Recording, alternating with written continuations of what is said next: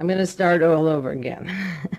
This is tape number 565, October the 4th, 1982. It's KAZU-FM in Pacific Grove, California.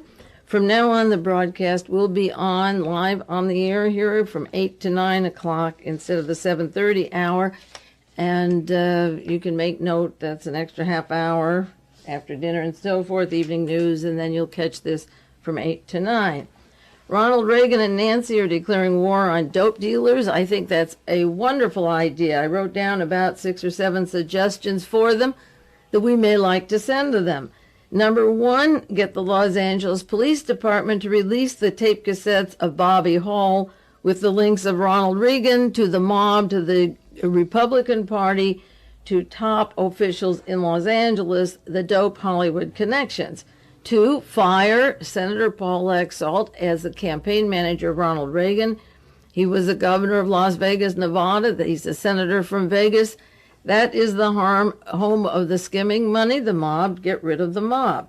3, take away the key to the White House for Frank Sinatra. He insists on going in the front door now. He doesn't like the back entrance and exit, and he has to go in with the dignitaries and to be using the front door. Frank Sinatra will take over from Meyer Lansky if he hasn't already. He is the heart of the American syndicate and mob. Get rid of Frank Sinatra. 4, pull out George Bush as vice president. He was CIA director in charge of Task Force 157. He was important in the Nugan Bank when he was the director of the CIA that was involved with assassinations, cocaine, heroin, and narcotics linked to Bobby Vesco, Edwin Wilson, and Frank Turple. Ronald Reagan could pull out George Bush. That's what Richard Nixon did when he knew he was coming out of office. He pulled the rug out under Agnew to make sure that Agnew didn't become president. Let Reagan get rid of George Bush with his connections and scandalous connections to the CIA, to narcotics dealing, and to specific murders. Next, grant immunity to Edwin Wilson, Theodore Shackley, Thomas Clines, George Corkula, Frank Turple, Robert Vesco, if they will tell what they know about who killed John Kennedy and Robert Kennedy, who poisoned Nelson Rockefeller, who drugged Mary Jo Kopechne.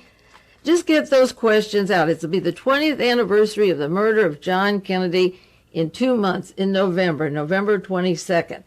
Grant immunity to these men, and they will tell you, starting with their work with the U-2 flight and breaking the peace conference between Khrushchev and Eisenhower and Lee Harvey Oswald, being at the Minsk radio factory and having a finger in the operation with Navy intelligence. Give them immunity because they're all linked to the murders and the drug connections, and that would be very nice. And then release Michael Sindona from the United States. He wants to go back to Italy. If he'll tell where the $45 million from the Franklin National Bank went and his links to the Gambino family, the Genoveses, the organized crime, send him back to Italy. He's called God's banker, and let him stand for 5 murder charges in Italy. And then release for the Americans the figures of the amount of narcotics that have been brought in this country in the last 3 years from Pakistan, Afghanistan, Southeast Asia, South America, Colombia connections. Give us the figures of how much has come. Those are a few connections if our dear president and his wife want to end the drug problem. There's a brief article, the Dutch prince is depressed. He's gone into a hospital in Bern, Switzerland, a mental hospital. That's Prince Claus, the Nazi husband of Queen Beatrix of the Netherlands. His father-in-law was at the funeral of Princess Grace, and we'll be doing a lot on her this evening in a few minutes. And no wonder he's depressed. I should think that the Bernhardt family and the I.G. Farben family and the Netherlands Nazi connection would feel very much in danger with these missing millions and billions floating around. And I'll do more details on that. But October the 2nd, he was put into a mental hospital because of depression. Maybe he wants to not get the same treatment that Roberto Calvi got off the Blackfriars Bridge in London, hanging there, the president of Italy's most important bank.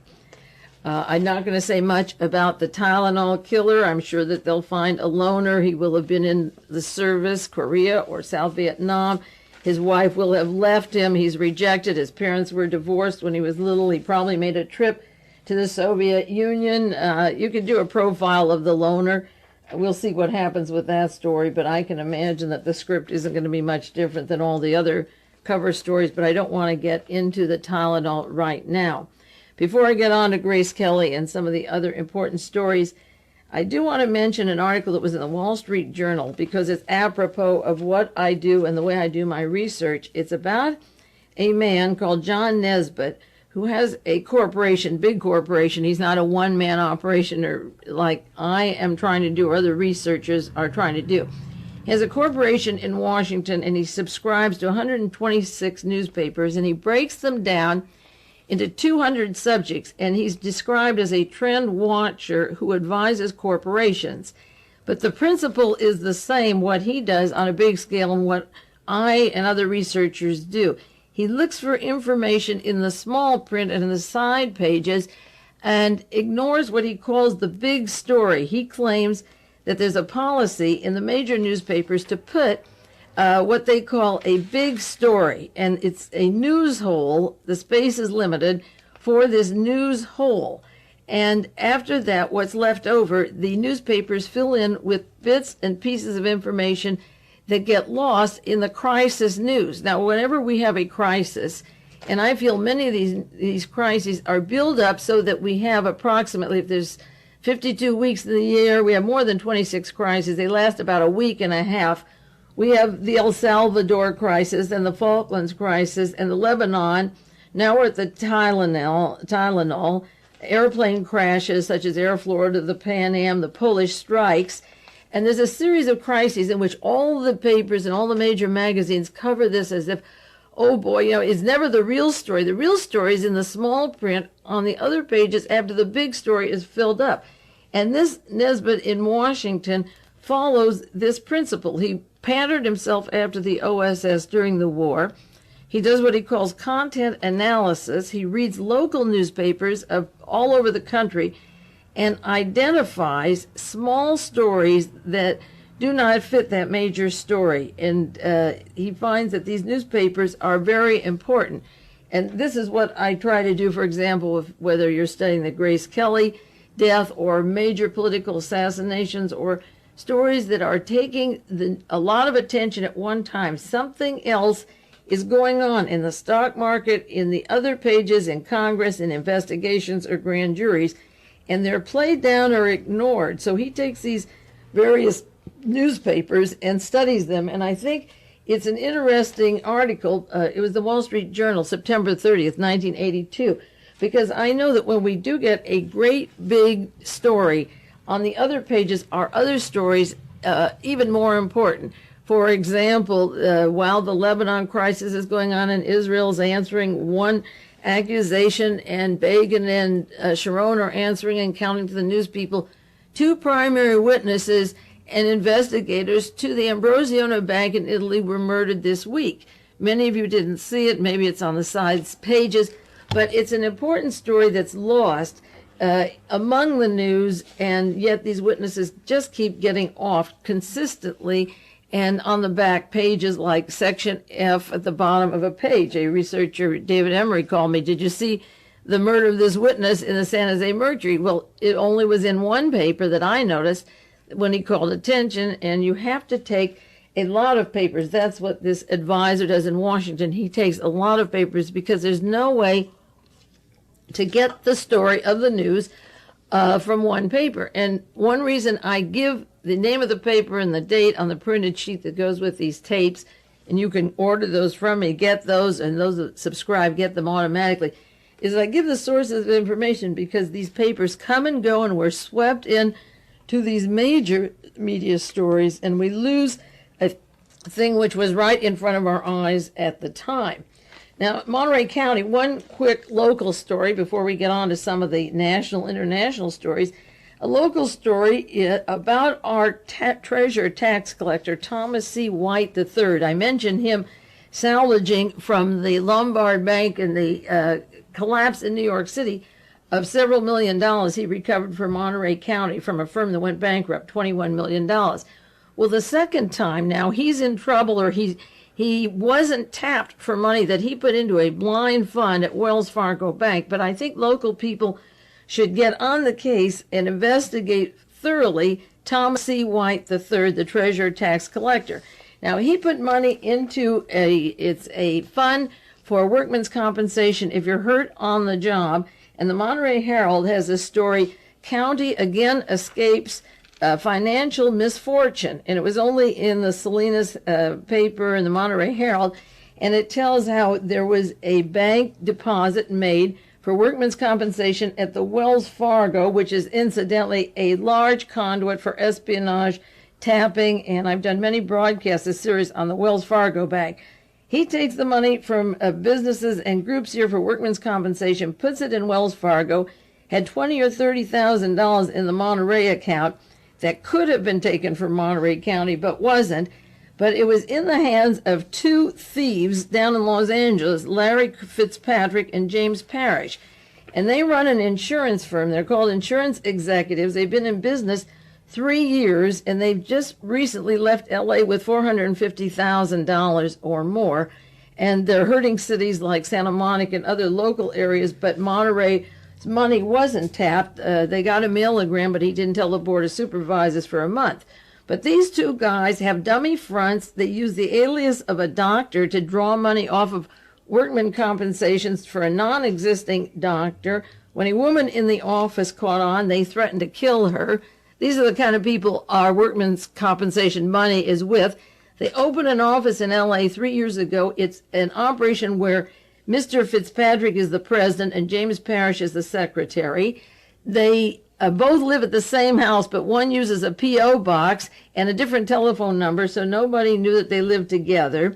They have been siphoning off money from this fund and tapping money for their own purposes, and they left a note they were going to Reno, Nevada. One car was at the airport, one at a house, and they disappeared. Now, this operation opens up their own mail. Mr. Fitzpatrick opens his own mail, is responsible for only his lock and key. Nobody else can see what's going on. It's the kind of a one-man operation. There's no secretary and no bookkeeper.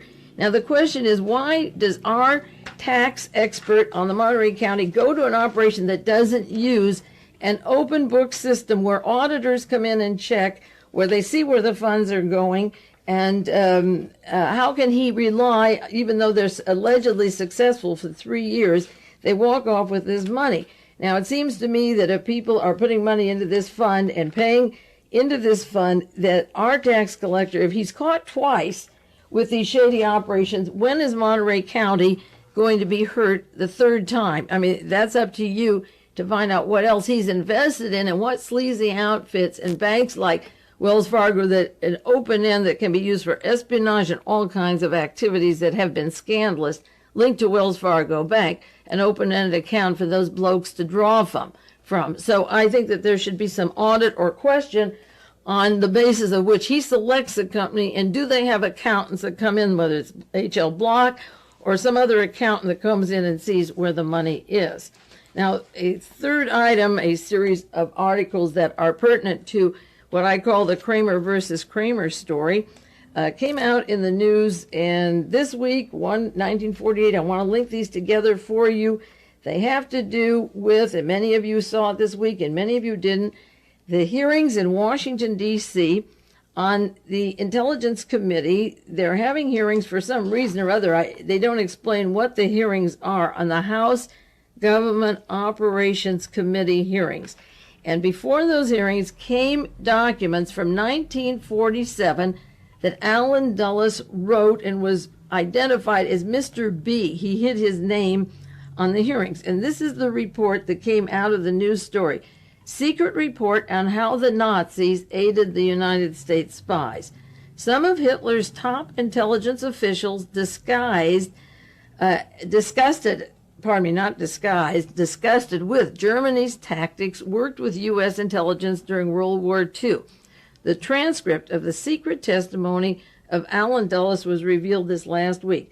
Nazis worked with Allen Dulles, and on June 27th, 1947, this is 38 years ago, or 35 years ago, at a hearing by a committee that was deciding on forming the Central Intelligence Agency, And this is the important thing. It goes all the way from 1947 to Grace Kelly. When they were deciding on making the CIA, Allen Dulles, identified as Mr. B and now recognized as Allen Dulles, said that he worked with top Nazis, Hitler's top Nazis, during the war while he was the head of the OSS. And he was asking Congress to form the CIA. He became the first director of the CIA, but the transcripts have previous disclosures, this is what the news account says, of U.S. intelligence penetrating into Nazi organizations. Now, actually what happened, and this is the news reporter's interpretation of the hearings, American intelligence didn't get into Nazi intelligence. That was when Nazi intelligence infiltrated American intelligence. That was the wedding. 1943 was the marriage of Hitler and Allen Dulles and Mr. Canaris and Hitler's top agents, Reinhard Gehlen and Mr. Fritz Kramer. That is the day that America was sold down the river. Now, the excuse of the reports of using Nazis was that they gave us information about Peenemünde and the missile bases. Reinhard Gehlen and the top Nazis were making deals with Allen Dulles to bring Werner von Braun and Walter Dornberger to the United States to use the missile bases. That's where they used slave labor and bones piled on bones, starved. They were fed nothing and worked till they died. They were brought to this country to form our space stations, our space war weapons, and they were involved with the murder of John Kennedy, and I won't even go into Robert and Martin Luther King, but John Kennedy's assassination, they were positively involved with. Now, asked whether it was true that Canaris, Hitler's Admiral William Canaris, was in fact his agent, Allen Dulles said at the time, this is going a little far. But Dulles said he was working with several of the men in Canaris's organization, and he was in fact forming the CIA and testifying in June 27, 1947, about his working with the Nazis during the war. This is a document, a top secret document, that was released this week, and I've been saying this on the air for 12 years. It is the background of my work, because when I scratched Lee Harvey Oswald and the Warren Commission report and the 26 volumes, under every rock was a Nazi, a link of the Reinhard Gehlen, Allen Dulles links of Nazis to the Dallas-Fort Worth area and in Mexico and New Orleans and everywhere that Lee Harvey Oswald went. John Kennedy mistrusted. He didn't like Allen Dulles after he made him director of the CIA. He fired him, and Allen Dulles was put on the Warren Commission to cover the Nazis in the Kennedy murder. But as back in as early as 1947, he gave testimony when he was forming the CIA and the National Security Council of working during the war with Hitler's top agents. And what they were doing was making the arrangements to bring them here to form a CIA that became the prototype of Hitler's Gestapo. That's why there's every loophole to bug Americans, to open our mail, to wiretap us, to break up labor organizations, to kill leaders like Martin Luther King. Every so-called loophole, they make it legal, happened, and they were brought to this country. Then they began the Cold War with the Rosenberg trial, the Alger Hiss, the Korean War, the Vietnam War, the Central America, South America, Middle East, Egyptian takeover, so that their agents were located, thanks to Allen Dulles and Reinhard Gehlen, all over the world. Now, the day after this hearing story broke in the Washington Post and the San Francisco Chronicle, there was a fight in Congress. This is September 30th, 1982.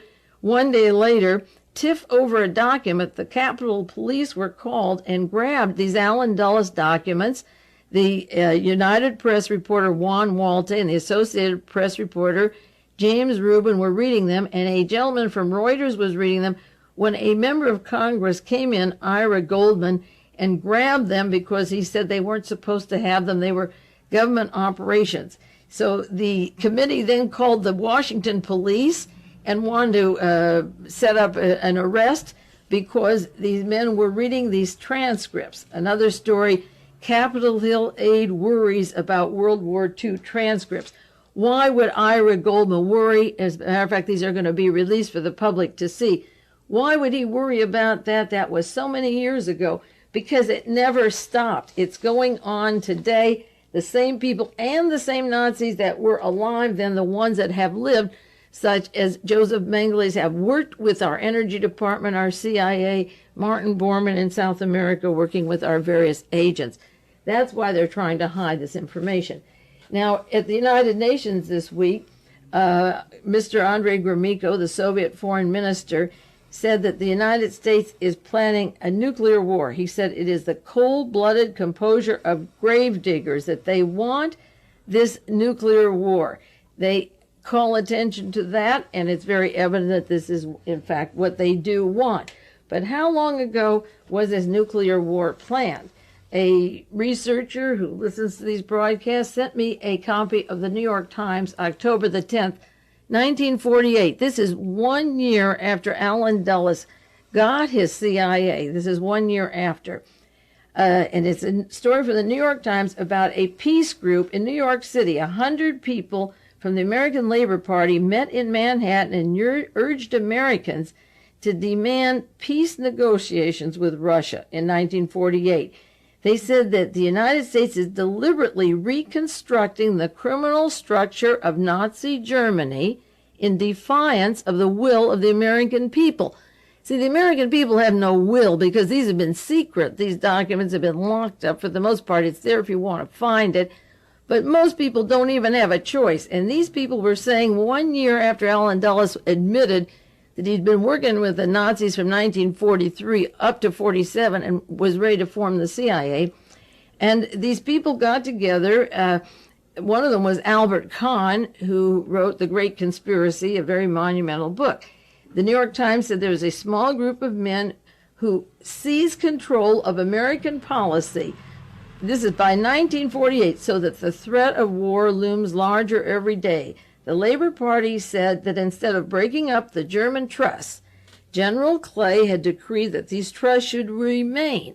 And also, these were the IG Farben trusts that are strangling the various countries in this country today. They criticized the communication of the sentence of Ilse Koch, the beast of Buchenwald, who was sent back later to Germany. And they criticized the clemency for Nazis who massacred American prisoners during the Battle of the Bulge. That was Henry Kissinger and Fritz Kramer and Otto Skorzeny and Allen Dulles and the OSS, Office of Strategic Service, and the SS, which was Himmler's SS, all working together, stalling the Battle of the Bulge, like I've said many times, for 7 months so that the money could get, counterfeit money could get out of Europe and the plates could get out. So at this time period, by these years, they could resurge again and have money for getting that Fourth Reich going. Now, they accused them then of being soft on those people that were responsible for the bulge. They charged that Germany today had a greater capacity to make war and materials than any other nation except the United States.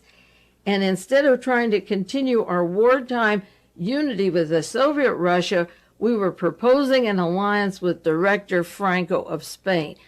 We allowed Otto Skorzeny in Spain and the Opus Dei and the top Nazis, the Odessa, to organize out of Spain with E. Howard Hunt and Mrs. Hunt and the CIA and Allen Dulles' agents and the Buckley family and so forth. So that in 1947, Allen Dulles was telling on the hearings of how to form the CIA about his work during the war with those Nazis.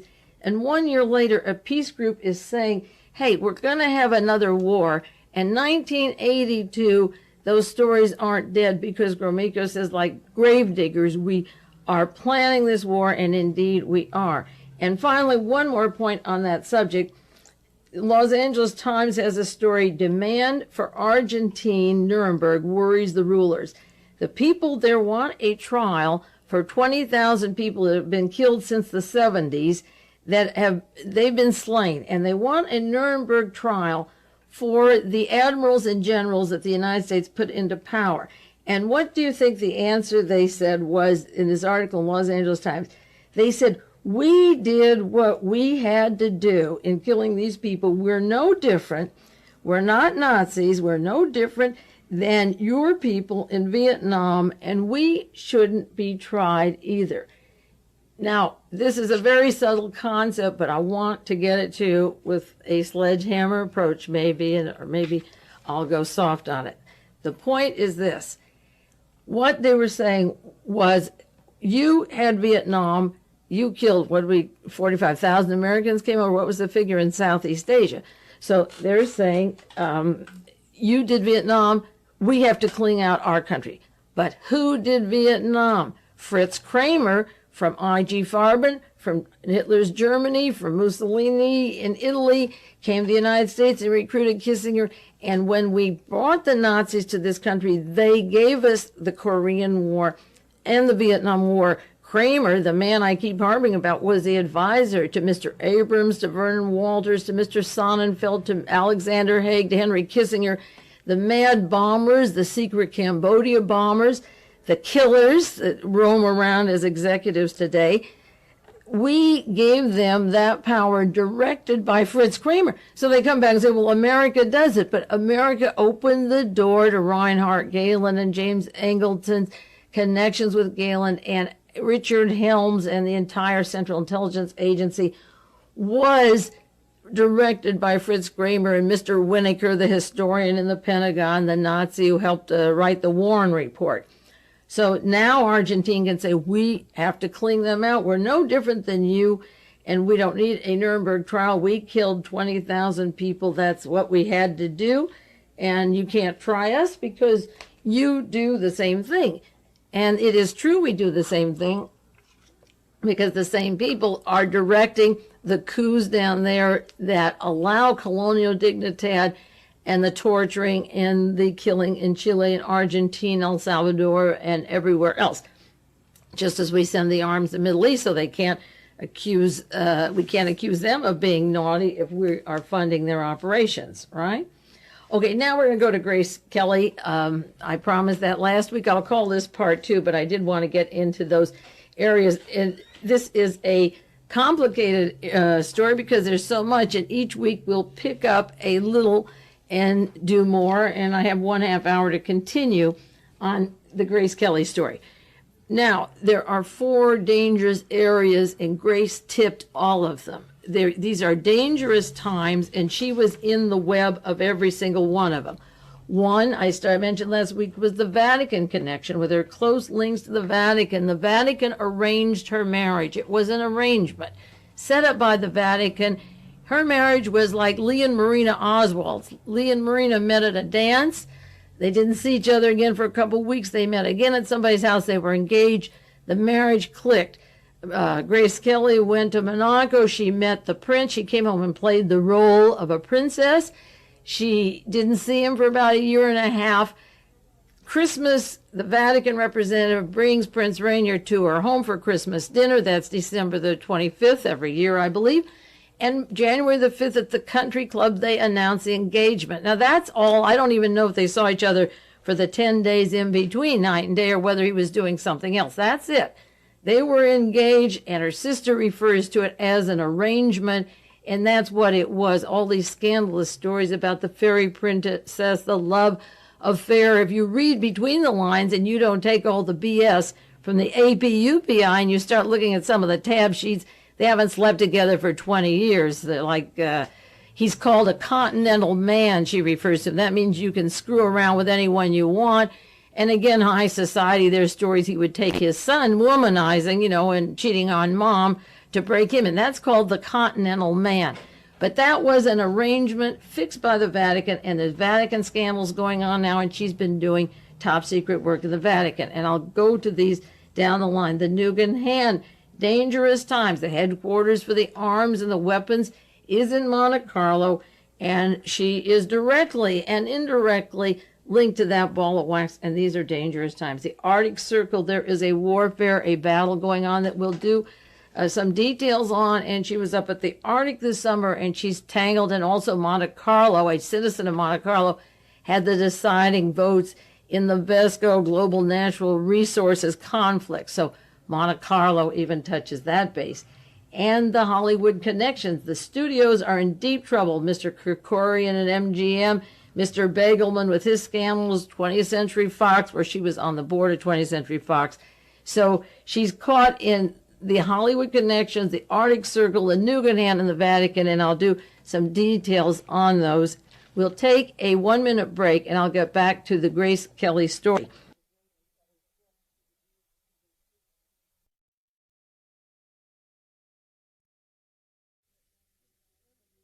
We'll get back to side 2 of this broadcast on Grace Kelly and the dangerous areas that Grace was in, because she touched these various bases, and I do want to go into the relationship of her to the spy agencies. She was not separate from, I don't believe she was separate from the intelligence community for many, many reasons. Now, I've broken down the story so far, the research on her, into these areas. I'll give them to you, and I'll just do 1 or 2 this evening. 1, the accident itself, the cover-up, the witnesses that were present, the mechanics of the car and the discrepancies of the car, the medical care, the discrepancies and what was lacking in the medical care and the police investigation, so forth, the experts. That's the accident. The mechanics itself, the car, one news tab says the brakes were altered. It was a conspiracy. I'll give you some of the headlines from the local grocery store tabs, but they are exploring a subject that is already dead and buried as far as Time and Newsweek, Washington Post, New York Times.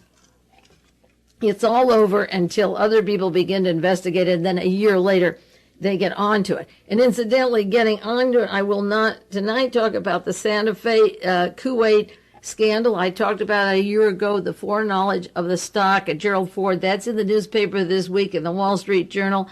And I will not talk about Tursum and Mubarak and the murder of Sadat. That's in the Wall Street Journal. A lot of information on that. There are many top stories that I've hit upon in the past 1 and 2 years that are breaking in the news now, but we're going to stick with Grace. Now, there's the personal level, her family, the conflicts, what's going on. If Stephanie was driving the car, Prince Rainier won't get a $40 million insurance policy. If Grace was driving it, he gets $40 million. That's a lot of money for somebody you haven't slept with for a long time and keeping women on the side. $40 million insurance policy. And then the circle, the complicated circle like Steve Sagan talks about in his book, The Circle, about Vietnam, South Korea, Henry Kissinger, the drug connections. That book, which I don't have yet, called The Circle by Steve Sagan. It's interesting that he called it The Circle because when I taught that conspiracy course at NBC with Ray Fabrizio, or when I give lectures at various groups or colleges, I have a circle of 16 interlocking chains that constitute a conspiracy, and if any one of those chains break, the conspiracy becomes exposed. So in the circle, in Grace's entourage and around here, was a web, and the web is as complicated as that spider web known as the Odessa. A man, Joseph Persico, an investigator, did a book called The Spider Web. And this book describes his information after World War II. And he wrote a book also called Piercing the Reich on Operation Bernhardt, where the Nazis wanted to undermine the British economy. And this isn't far from the Grace story because Prince Bernhard was at her funeral and is part of the Kissinger, Haig, Grace Kelly gang in the Trilateral Commission and the whole ball of wax of the international conspirators. And Prince Bernhard also belonged to I.G. Farben, one of Hitler's agents. He married Queen Juliana of the Netherlands. During the war, they had an operation called Bernhardt, where the Nazis were going to undermine the British economy and the American also by flooding the market with counterfeit notes. And they hid away these counterfeit plates for after the war so that they can start making those counterfeit plates. The Nazis wanted to use them again. Now, this new book on the Vatican tells about Paul Marcinkus, the Vatican treasurer from the bank and the post bodyguard, asking various criminals to make plates of counterfeiting of stocks for the Vatican, working again with organized crime and the mafia. This book just came out. So it's happening now. It's still going on. It was happening at the end of World War II. And Persico wrote, he said, throughout the United States and Europe, he spoke to ex-spies, intelligence agents, and was looking for that circle of the spider web. So in understanding these conspiracies, I made a circle of the spider web of Princess Grace. Now, you could add a few more strings going back and forth and this way and that, but in essence, this is the way I see this story. I've seen it for a long time, that Monaco connection is very, very important. Start at the top, Philadelphia Catholic school, very much a part of the Sovereign Military Malta, the Sovereign Military Order of Malta, which is the secret society that all our top intelligence agents are associated with. She was part of the Catholic Society and went to a Catholic school and then went to New York City to study drama. Now, while she was growing up during the Depression years from the 30s to 1950s, her father was running for mayor in Philadelphia. He didn't get it. He borrowed $7,000 and he parlayed it to $25 million. Now, that's a pretty cute trick. There's probably only two ways you can do this. One would be organized crime. Well, maybe you could mix a few of them. But the other is working for the Rockefellers. And her father, it turns out, was one of the builders for Rockefeller Center and the United Nations. And I think that's pretty interesting because out of the Rockefeller building was Intrepid, the British intelligence, the American intelligence offices during World War II. But Daddy made the bulk of his money, according to what I read, from working for the construction of the Rockefeller Center and the UN. And Grace is in New York City. She's a model. Now, Jerry Ford was a model with Candy Jones in New York City, and they parlayed that into becoming a member of the Warren Commission, and he parlayed that into a multinational banker, being on the board of directors with Grace at 20th Century Fox and Henry Kissinger and Madame Chenault. I keep repeating that list of people. It's so fascinating. So Jerry Ford started as a model, and so did Grace, and she was in two plays. One was 3 months, the other was 3 weeks. She made some TV films, and she was off to Hollywood. Okay, now I'm drawing a round, well, it's the Pentagon. You've got your circles here. This is the basis of the outline of the spider web. She goes to MGM, where Louis Mayer is the head of Metro-Goldwyn-Mayer. Now, she signs a 7-year contract with MGM. Louis Mayer was probably the most political of the movie moguls in Hollywood outside of the Warners, but even more so because he took on Marion Davies and he worked with Randolph Hearst, very closely with Randolph Hearst. In fact, he made the first news telecast over with Louis Mayer. I have the years, and I'll go into the details of that. Louis had a secretary named Ida Coverman, who I'm indebted to for my fabulous collection of autographed pictures of movie stars. It's very, very valuable, and Ida got them for me. My father was close to Louis Mayer, very close to him. And at MGM, Ida was also, she came to Louis from Herbert Hoover. Now, Louis pushed Herbert Hoover. He was very close to Herbert Hoover, and these were hard years where very few people had money, but Mr. Kelly had it, and the Rockefellers had it, and Louis Mayer had it, and Randolph Hearst was his close buddy. Of course, he gave Marion Davies her movies, and they were up at the Hearst Ranch. And Hearst hired a writer. Mr. Knickerbocker was the name, the trade name. He used that as a writer. Charlie Knickerbocker worked for Hearst, but there was a family, the Oleg Cassini family, that was close to Hearst and the Hearst family, and also became close to Princess Grace. She dated the member of the family. There was Igor Cassini and Oleg Cassini. And I'll go into later with you the Cassini connections to Tsarist Russia. A friend was over yesterday who brought me an autobiography by Cassini's mother and her 2 sons about Igor and Oleg. And, of course, they're linked to Louis Nizer, who wrote the introduction of the Warren Report, to Frank Sinatra, to Mr. Rubirosa, to Trujillo, to Richard Nixon, the Dominican Republic that Michael Sindona, the Vatican, bought in. There was a ball of wax here where Grace was dating one of the Cassinis, but Joe Kennedy, again, a very high pro-Nazi member of the Sovereign Military Order of Malta, didn't want her to get tangled with the Cassinis because he had been divorced once. So he breaks up that marriage, and Joseph Kennedy, a next-door neighbor of the Reitzman, who married Mrs. Reitzman, who was married to one of the Cassinis, Joe Kennedy and Montecarlo and that ball of wax enter the picture of Grace Kelly's life, her dating Cassini, knowing every inch of the Riviera. and his mother from Tsarist Russia, part of the court of the Tsar of Russia. They moved out, came to Hollywood, and her son is a reporter for Hearst who's lauding Goering and Goebbels and Mussolini and Hitler, and Grace Kelly falls right into that section. I'll do some, not on her modeling or any more on her father's building, but the Cassini connections to Grace Kelly and the MGM politics and where she ends up.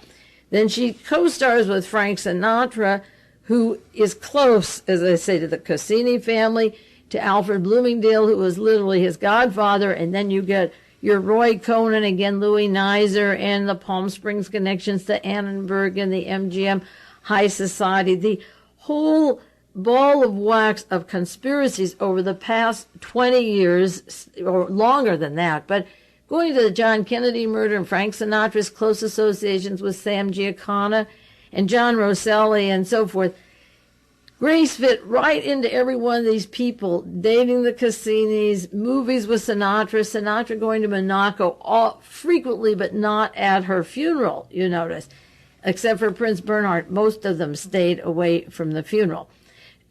She moves, has this arrangement. She becomes engaged at Christmas. She announces her engagement January the 5th, 10 days later, and moves to Monaco, where Aristotle Onassis owns 50% or more of the casino. He has his all-German crew that goes back and forth to Argentine between oil tankers and dope dealing and international Nazis like Hallmarschak, who's released from prison by John J. McCloy of the Warren Commission. Again, you see, every one of these people that I studied when I wanted to know who killed John Kennedy is in the news today, and they'll be in the news tomorrow until we lay it all out, until some people get into their heads how these people have been operating since 1943, before the war was over, and not farther back. Joe Kennedy was ambassador to Great Britain and was brought home because J. Edgar Hoover thought he was too overtly Nazi, to be our ambassador, so they brought him home. But on the yacht at Monaco with Aristotle Onassis is this gang, and she moves right into there after her arrangement, and part of the Montecarlo Lodge and the secret society are Alexander Haig and Roy Cohn and Henry Kissinger and so forth. So when the Vatican trouble begins to come down, the missing millions and the missing billions, and Mr. Michael Sindona is wanted for various charges, Licio Gelli has fled, Roberto Calvi is hung, and others are being shot and killed along the way, there's Grace doing secret work inside the Vatican. Money linked to Luxembourg, Liechtenstein, the Bahamas, dummy fronts all over the world. At the time, the Vatican scandals have been going down, say, since at least May of 81 with Licio Gelli when he fled, and the lodge secrecy and their links to Mussolini and Hitler and Franco going way back. She should have stayed out of Italy no matter what. She claimed the one thing she lived for was her children and her family. If she really did that and wasn't a bag woman, like I said she was, this entire time she would have stayed home, because to get into the Vatican at this time, you don't have to make a Christmas movie and you don't have to make an Easter movie. Christmas and Easter will come every year, and you let your chauffeur drive you, which she had, and you let your bodyguard go with you, and they weren't there. You don't take those chances unless you have to make that trip, because you are not that stupid. She knows what's happening, and she absolutely can't be that stupid. There was one article in the news, the death of a fairy tale princess. Love couldn't bring her back. Grace's doctors unravel the crash and the mystery. No, love won't bring her back, and neither will the saga of the killed agents. People have to get into their heads the danger of working with the intelligence establishment and what happens to you if you know too much and you travel around too much. You are in danger. Now, that is the overall view of Grace. The mechanics of the car and the medical reports are almost becoming common knowledge, the discrepancies. But the historical overview of from the time she was a model to MGM to the Cassini family and the Sinatras and the Vatican introducing her to her prince and her arrangement and her Monaco role, and from there carrying it on with these same characters, she was set up, whatever she was doing. Her time was up for whatever reason, just like Roberta Calvi. Now, the trade papers that are on the grocery store stands and the markets carry things about Elvis Presley or John Belushi. It was the National Enquirer that caused or forced a grand jury investigation in Los Angeles into the murder of John Belushi. The trade papers are carrying stories that the wire services won't carry because the wire services, for the most part, are covered by the multinationals. The Globe this week has a story, Grace knew she was about to die. This is the front page. Guilty Rainier told by children get out. Her last hours, the big cover-up, and this goes into the $40 million insurance policy. Now, Mr. Lecchio, the witness who was with her when the car fell in his backyard, said her only words uttered were, "I want you to believe that I was driving the car." Now, if she said that, then her husband, the widower, gets the $40 million. But then the last words in the National Enquirer to Mr. Lecchio was, "Please tell them I love them, my husband, Carolyn, Stephanie, and Albert." And then she passed and faded out. "Please tell them I love them." So the Globe has the story of the chasing husband, the miserable marriage, the prowling Rainier, pictures him with another woman on the yacht, how he went womanizing with his son. The National Enquirer has other stories about the bungling medical care and how she could have been saved, and how they take the racers at Monaco to Nice or to Zurich, and the Air Force takes injured people to hospitals in Europe, any place but where she went. And then 8-9 hours later, they take her to a private clinic to do the brain scan. She's been in a deep coma. They've sedated her and haven't even considered the coma. They're fixing the bones on the leg or hip or whatever they're doing. Now, the Star has a front page story. Oh, the National Enquirer story is Grace, the real story. She didn't have to die. Her last words, the only person who saw her. The Star has exclusive life inside the palace with the grieving Caroline and Rainier. And a truck driver, a front page story, did I cause Grace's death? Now, this is an interesting story. There were actually 4 witnesses within a second. But a truck driver tells his account of going around. He's 40 feet from her car, and he says, "I saw the car leap into the empty space like a bounce on a trampoline. I stopped. I looked down. Farmer Lequio was dousing the flames. The car was on fire. Stephanie was wandering around in a dazed shock. Everything seemed to be under control, so I got back in my cab and drove away." Can you imagine a man? He saw some other body there, but he thought it was dead, so he didn't go down. He's right behind her. He sees it go over. He looks down the hill and sees what they're doing and drives away as if Mr. Lequio didn't need a hand. He just goes on and says everything was under control.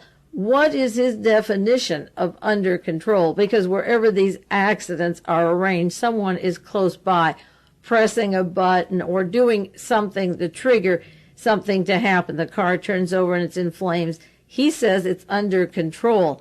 If I were investigating the case, I'd sure bring him back and ask him to define it. Then the National Enquirer has the story already. The whisper around Europe is that Grace was murdered.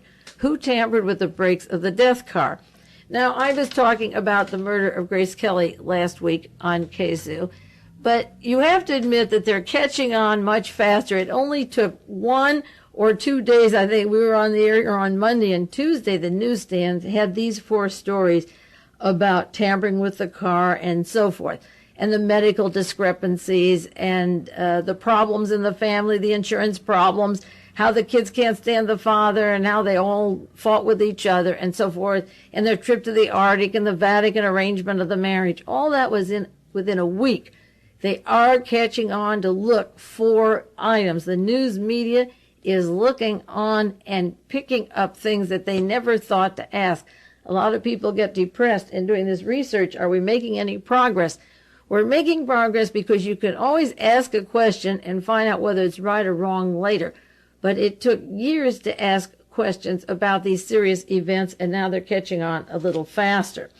Now, as far as the danger with Grace, at the time that this was happening, there were articles telling the Vatican problems. Time, September the 13th, had the story The Great Vatican Bank Mystery, 2 deaths related to it. Now, that is dated, so it came out actually about 4 days earlier. It's dated the 13th. So by September the 10th or 9th, it was on the stand. So she must be reading some magazines in Europe about the deaths in the Vatican. Newsweek has a front page important Vatican story. Inside the Vatican Bank scandals, Vatican under scrutiny, 7 mysterious deaths. She must have seen that somewhere, didn't she? And the San Francisco Chronicle, September, they had an article in September, Michael Sindona, God's banker, has been indicted in Italy for the murder of 5 Italian investigators. So something is wrong in the Vatican. And in Bucks County, Pennsylvania, William Arco was arrested. He's won in Italy with Michael Sindona for murdering these investigators. Now, Bucks County is the theater where Grace started. That isn't far from Philadelphia and her hometown. And Licio Gelli, the night before Grace's accident, or the same day, was arrested in Switzerland and has been linked in the New York Times and Washington Post to the murder of 86 people in Bologna alone. So and Roberta Calvi was hung in June in London, and she knew who he was and has to work with the Banco Ambrosione on those people, and his secretary went flying out a window. So she's working inside the Vatican. She must have some reason to be there. You can't just see all these deaths and see what they're doing to your buddies and not know you're not in some kind of danger. Now, Monday, San Francisco Chronicle had one story. This is September 27th. Rome, the Associated Press story, Franco Calamandre. This story was given to me by David Emery. I didn't see it in my edition of the paper. 65 years old, a senator in Italy, was the leading figure in investigating the Italian scandal, the Propaganda Due, which is the Masonic scandal, which is linked to the Banco Ambrosiano and the Vatican. He was a leading figure in investigating this. His family announced he was formerly a correspondent in London and in Peking, worked for the communist newspapers in Italy, and was elected to the Senate in 1968. He was best known for his work in parliamentary work in investigating the Masonic Lodge scandal. He died Monday of this week since we were on the air. Then another story, the official of the tainted bank killed in Milan, October the 2nd. A deputy director of the scandal-haunted Ambrosiano Bank jumped to his death from a window of the bank's headquarters. They said he was killed. The third bank official to commit suicide. They're calling them suicides with ha-ha after it. Giuseppe Delle, 54-year-old deputy director of the bank's main office, scrawled a farewell note on his desk calendar, made a suicide leap. Now, I want to digress to a suicide note. I don't think I've mentioned on the program. I've been wanting to do it for weeks, and maybe I should mention it every week. It has to do with the murder of that Mrs. Siff in Houston, Texas, who ran the theater down there, who was murdered recently. And a man was apprehended for her murder, and he's going to be given the death sentence by injection, by a needle soon. But another man was involved in the murder who hasn't been apprehended, and he was writing a suicide note that she was leaving. She was strangled up in the dressing room. She was staying late at the theater, and she was strangled. And they found the suicide that she note was in the handwriting of the second person. And I might have mentioned this to you. So suicide notes belong to the top secret property of the investigator. So you don't have to believe that this person wrote the note, Mr. Giuseppe Delle, when he went flying out the window. He is directly related to the other deaths, and I don't believe that they are all jumping as fast as they would have us believe.